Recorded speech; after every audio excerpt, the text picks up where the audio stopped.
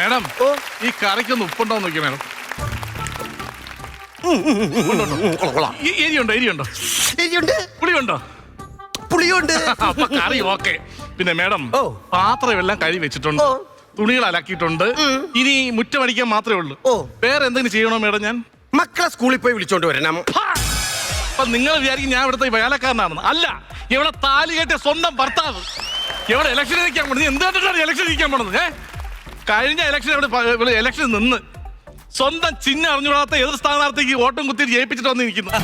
തോറ്റവള് നീ എന്തിന്റെ ഇലക്ഷൻ നിൽക്കുന്നത്? നിങ്ങൾ കൂടുതൽ സംസാരിക്കുന്നു വേണ്ട.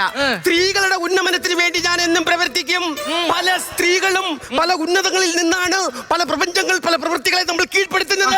മദർ തെരേസ, ഇന്ദിരാഗാന്ധി, ഇവരെ പോലുള്ള സ്ത്രീകളെ പോലെ, മഹാനായ സ്ത്രീകളെ പോലെ എനിക്കും വളരണം. പിന്നെ ഒരു കാര്യം, പാർട്ടിയുടെ നയതന്ത്രമായ കാര്യങ്ങൾ പറഞ്ഞ് പഠിപ്പിച്ചു തരുന്നതിന് വേണ്ടി പാർട്ടിയുടെ